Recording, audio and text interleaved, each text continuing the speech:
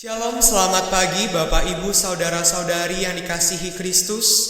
Sungguh mengucap syukur kepada Allah jikalau pada pagi hari ini kita boleh kembali bersekutu bersama. Itu semua karena kasih karunia dan anugerah dari Tuhan. Tak berkesudahan kasih setianya, selalu baru rahmatnya setiap pagi. Mari masuki hadirat Allah dengan hati bersyukur. Katakan sebab Tuhan Dia baik.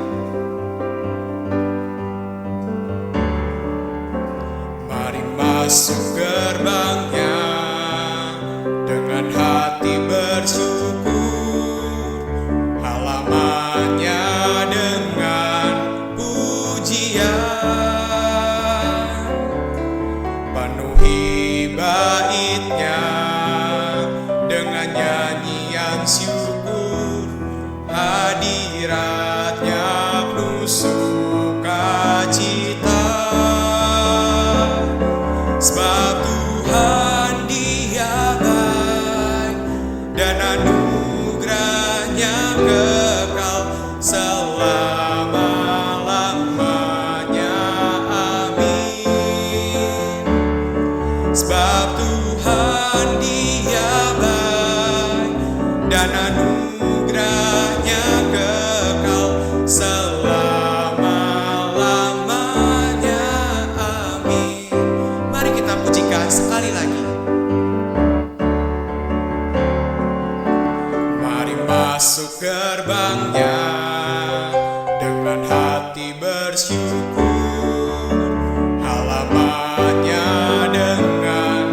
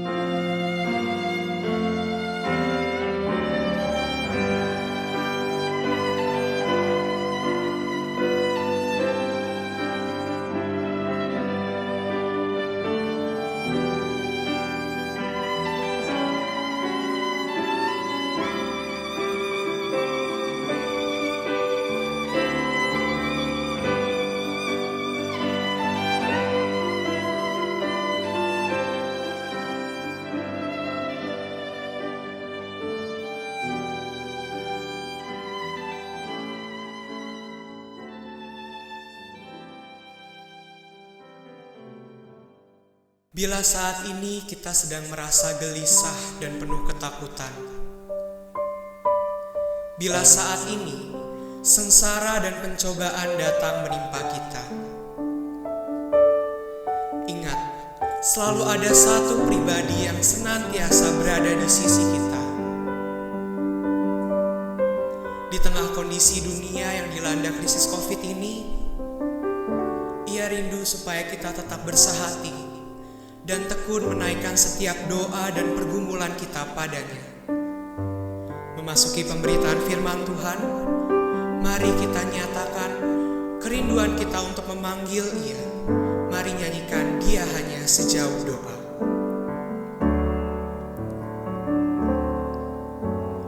Bila kau rasa gelisah di hatimu, bila kelam kabut tak menentu hidupmu, ingat masih ada seorang penolong bagimu. Dia tak pernah jauh darimu. Bila cobaan menggodai hatimu, bila sengsara menimpa keadaanmu, ingat Yesus takkan pernah jauh darimu. Dia selalu pedulikan kamu. Berseru, memanggil namanya, berdoa, Dia akan segera menghampiri dirimu. Percaya, Dia tak jauh darimu. Dia hanya sejauh doa. Mari kita seru Dia. Berseru, memanggil namanya, berdoa, Dia akan segera menghampiri dirimu. Percaya, Dia tak jauh darimu. Dia hanya sejauh doa. Yesus hanya sejauh doa.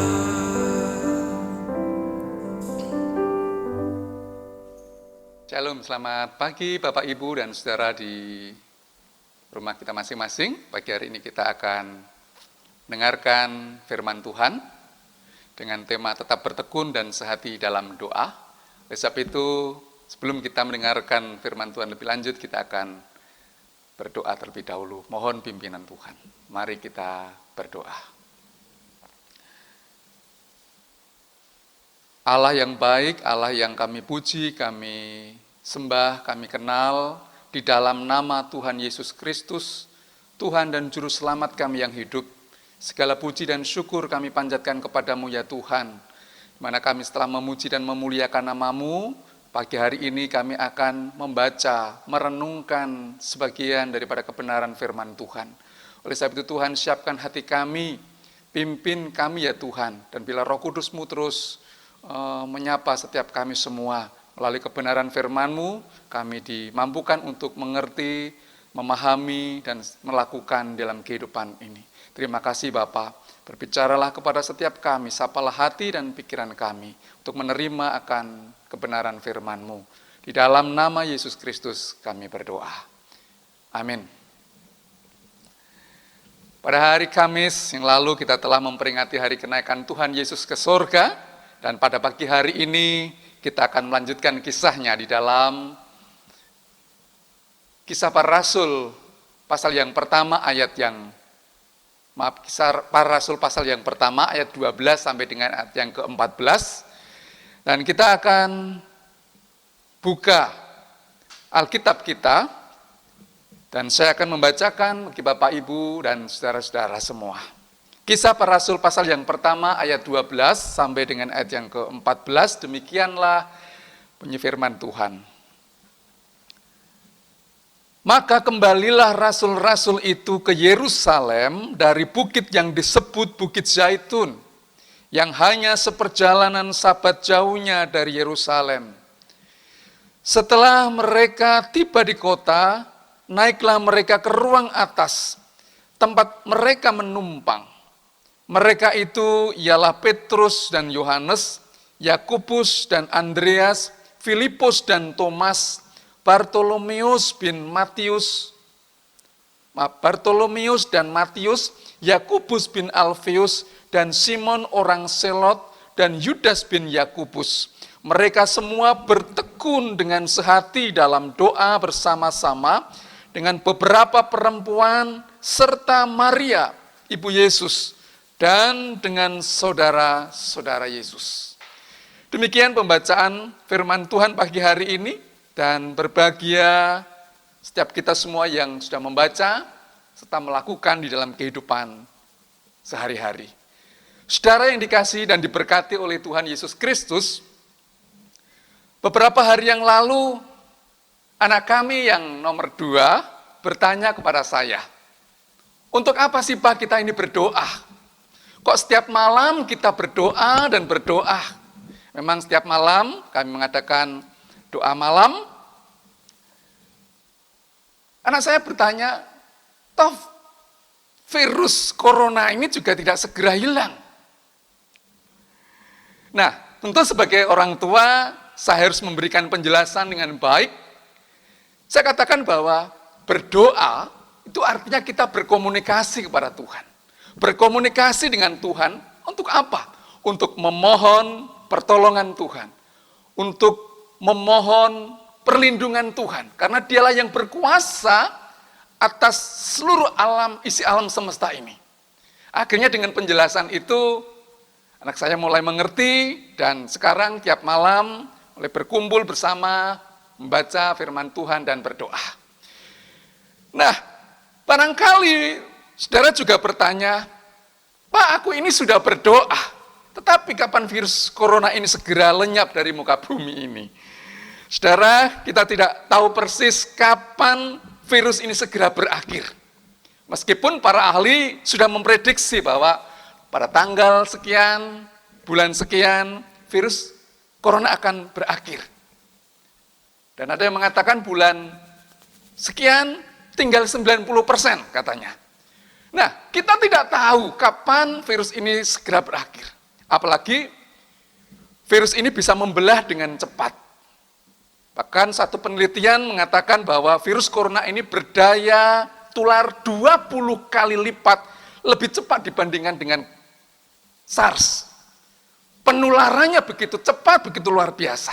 Maka tidak heran saudara kalau pada hari ini, pada saat Bapak Ibu mendengarkan firman Tuhan ini sudah mencapai 20 ribuan lebih orang yang terkonfirmasi virus corona ini. Dan tentu akan bertambah dan bertambah. Nah, apa yang bisa kita lakukan? Yang bisa kita lakukan ya kita ini berdoa.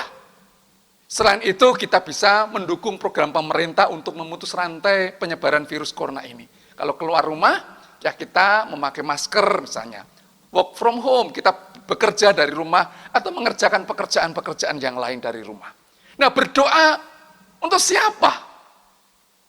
Saudara, kita berdoa, kita mendoakan pemerintah. Orang-orang yang terlibat langsung menangani pencegahan virus corona ini. Tim medis kita doakan, rumah sakit dan lainnya kita berdoa. Sampai kapan? Kita tidak tahu. Yang jelas kita hanya berdoa dan lakukan saja dengan tekun dan setia. Bukankah itu juga pengajaran firman Tuhan? Nah, demikian juga dengan pembacaan firman Tuhan pada pagi hari ini. Setelah para murid-murid menyaksikan peristiwa kenaikan Tuhan Yesus ke sorga itu. Ayat yang ke-12 kata, maka kembalilah mereka ke Yerusalem. Ke Yerusalem. Kata kembali di sini ini bukan hanya sekedar pulang, saudara. Bukan sekedar pulang, tapi sesungguhnya mereka ini tersadar pada realitas dunia yang harus mereka hadapi. Dan kembali, ini menjadi satu titik perubahan yang sangat penting bagi para murid-murid. Nah, pertanyaannya adalah, mengapa mereka ini harus kembali ke Yerusalem? Saudara, beberapa minggu yang lalu, pada hari Kamis, saya katakan bahwa Yesus sudah berjanji supaya mereka tidak meninggalkan Yerusalem dan menyuruh mereka tetap tinggal di situ, di Yerusalem, menantikan janji Bapa. Atau dalam terjemahan yang lain adalah menunggu karunia yang dijanjikan Bapa. Itu juga tercatat di dalam Kisah Para Rasul pasal yang pertama, ayat yang keempat. Menunggu janji Bapa, menantikan janji Bapa. Lalu apa janji Bapa itu? Karena di dalam kitab Yoel pasal yang kedua ayat 28 dan 29 firman Tuhan berkata bahwa Aku akan mencurahkan Roh Kudus ke atas semua manusia. Jika di dalam kitab Matius pasal yang ketiga ayat yang 11 misalnya. Janji Bapa itu berbicara tentang baptisan Roh Kudus, penggenapan janji Bapa, dan itu dilukiskan di dalam kitab Kisah Para Rasul pasal yang kedua. Ayat yang keempat, di situ juga dikatakan bahwa maka penuhlah mereka dengan Roh Kudus. Nah, minggu depan kita akan lanjutkan kisahnya, yaitu berbicara tentang Pentakosta. Mana murid-murid yang berkumpul bersama-sama pada saat itu dipenuhi dengan kuasa Roh Kudus. Nah, pertanyaannya saudara, apakah pada saat itu murid-murid sudah tahu bahwa mereka akan menerima janji Bapa itu? Apakah mereka sudah tahu kalau mereka akan dipenuhi janji Bapa itu? Tentu mereka belum tahu apabila mereka akan menerima janji Bapa itu. Nah, yang mereka lakukan adalah mereka hanya menunggu perintah itu dengan bertekun dan berdoa. Bertekun dalam doa. Karena mereka tidak tahu harus berapa lama mereka harus menunggu janji Bapa. Yang mereka lakukan adalah mereka hanya bertekun dalam doa. Bertekun dan bertekun dalam doa. Itu yang pertama. Nah, selanjutnya saudara, mereka menunggu janji itu dengan bersehati dalam doa. Jadi yang pertama tadi adalah mereka bertekun dalam doa, tapi yang selanjutnya mereka menunggu dengan bersehati dalam doa. Sehati itu artinya apa? Satu hati. Mengapa mereka perlu adanya kesehatian? Karena mereka menyadari bahwa para rasul-rasul itu berasal dari latar belakang yang berbeda-beda. Karakter pekerjaan mereka berbeda-beda satu dengan yang lainnya. Tetapi Alkitab menceritakan bahwa lalu mereka bersehati berdoa, itu menunjukkan bahwa mereka mampu menanggalkan egonya masing-masing. Bahkan mereka siap mengorbankan kepentingannya masing-masing. Bukankah kisah sebelumnya dikatakan bahwa mereka saling berebut untuk menjadi pemimpin di antara mereka. Siapa yang terbesar di antara mereka, bukan? Nah, itu yang terjadi. Nah, coba seandainya mereka ini masih mempertahankan egonya masing-masing. Atau misalnya setelah mereka kembali dari Bukit Zaitun, kemudian si Petrus memaksakan diri. Aku yang jadi pemimpin di antara kalian. Pokoknya aku yang jadi pemimpin di antara kalian semua. Apa jadinya, saudara? Bisa ribut satu dengan yang lain. Bisa ada masalah di antara mereka. Karena saling memaksakan kehendaknya untuk menjadi pemimpin atas mereka semua. Tetapi ternyata tidak demikian. Mereka saling menanggalkan egonya masing-masing. Dan kemudian mereka saling menyadari bahwa mereka ini mempunyai pergumulan yang sama. Maka sama-sama tidak ada pemimpin yang hebat. Karena Tuhan Yesus sudah naik ke surga. Itulah sebabnya mereka bertekun bersama dalam satu tempat. Mereka bersehati dalam doa, menantikan janji Bapa itu. Saudara yang dikasihi oleh Tuhan, dua pokok ini perlu kita renungkan dengan sungguh-sungguh. Dan apa sih pesan yang sebenarnya yang Tuhan mau sampaikan melalui dua kisah ini? Dua pokok bahasan ini. Mereka bertekun dalam doa dan mereka bersehati dalam doa.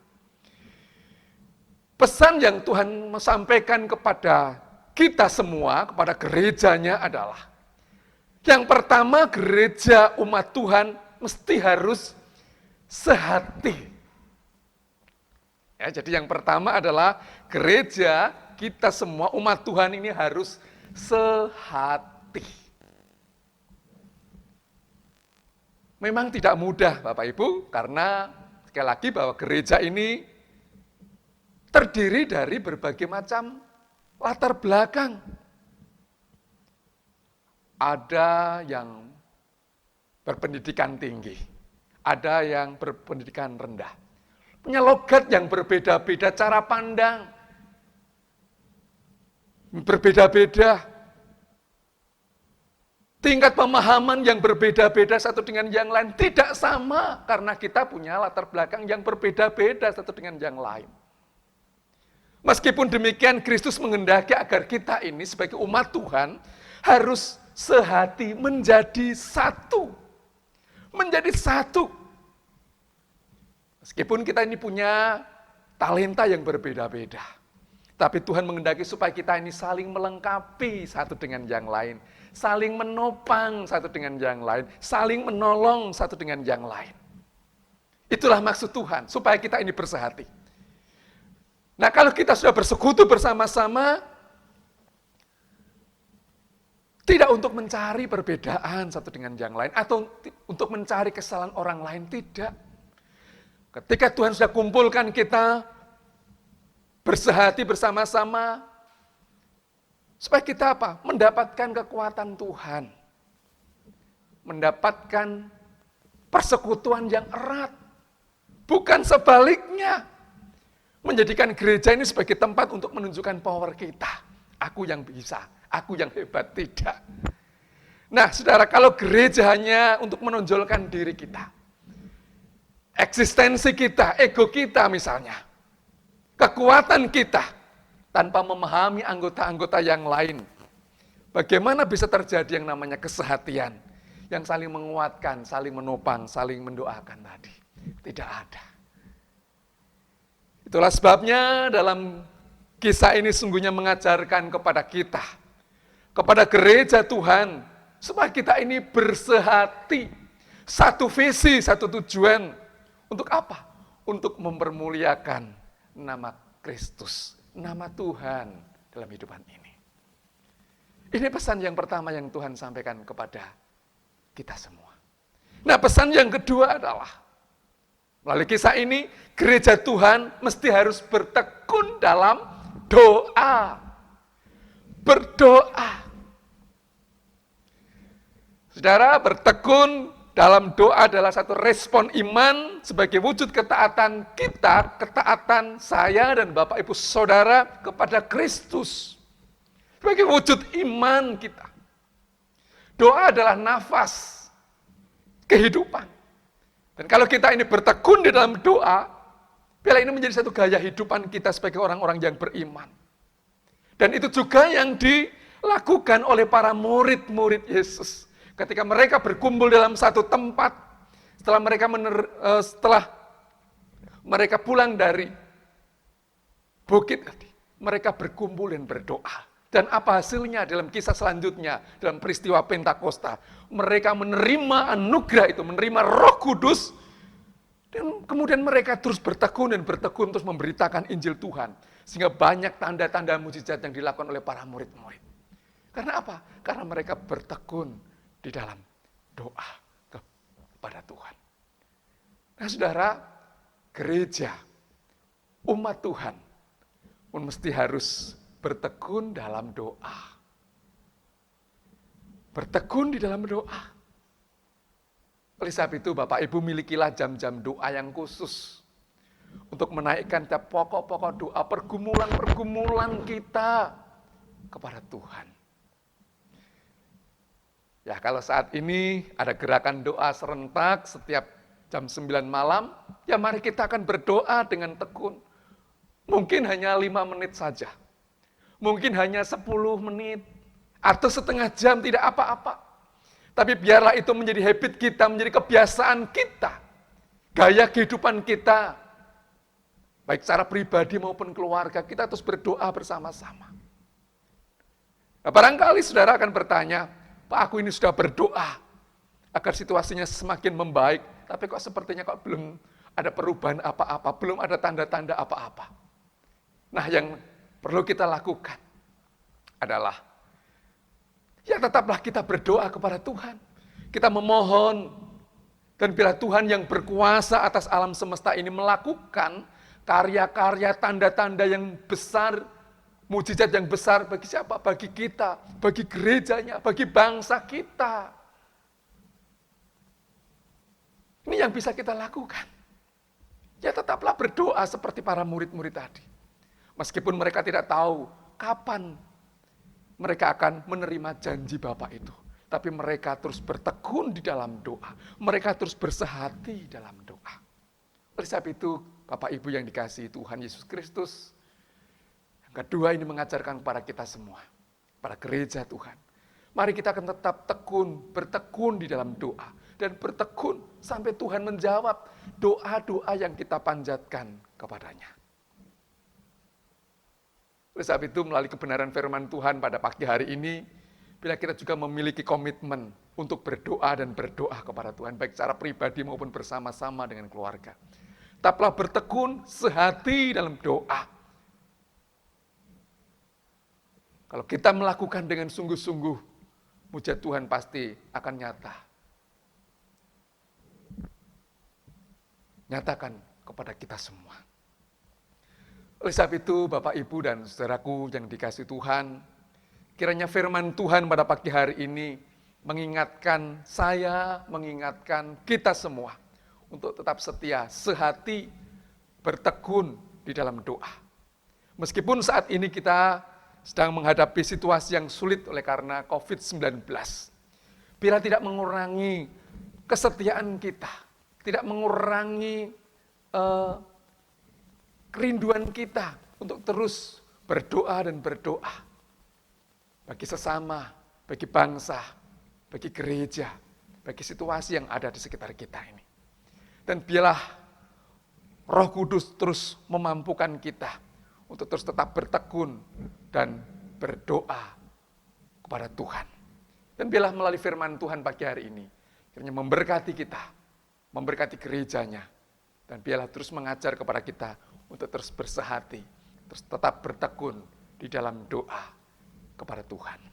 Terpujilah Kristus, nama Tuhan dipermuliakan. Kita akan tunduk kepala, kita akan berdoa.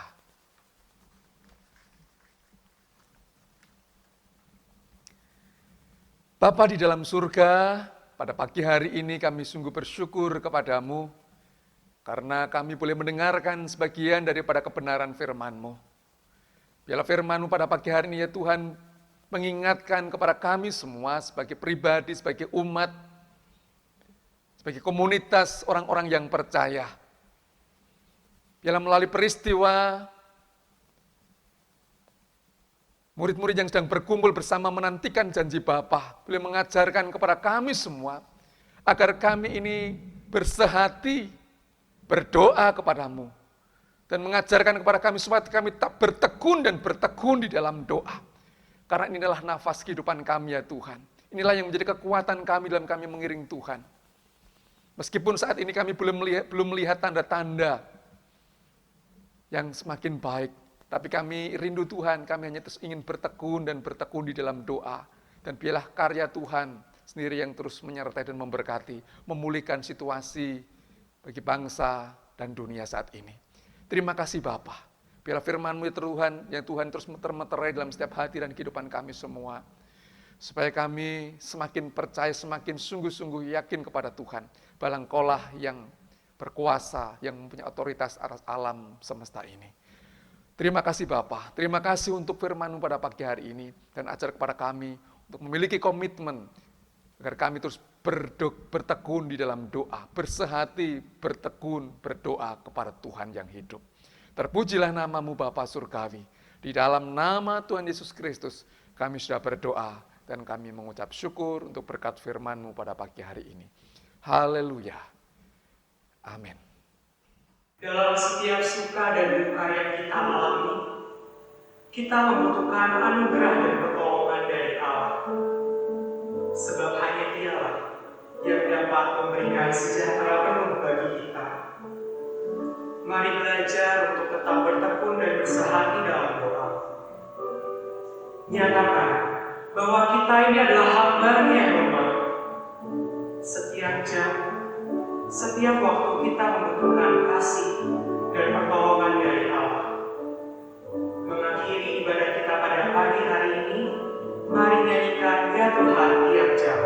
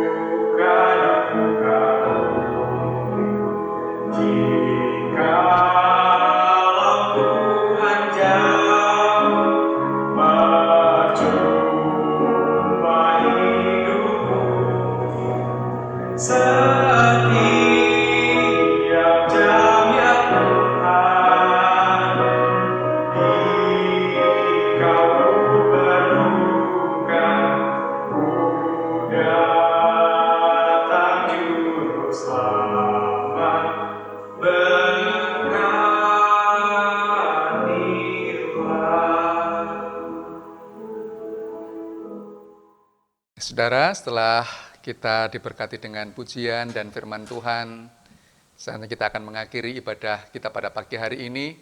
Namun sebelumnya saya juga akan berdoa untuk saudara-saudara kita yang berulang tahun dan juga untuk saudara yang sakit. Saya akan berdoa.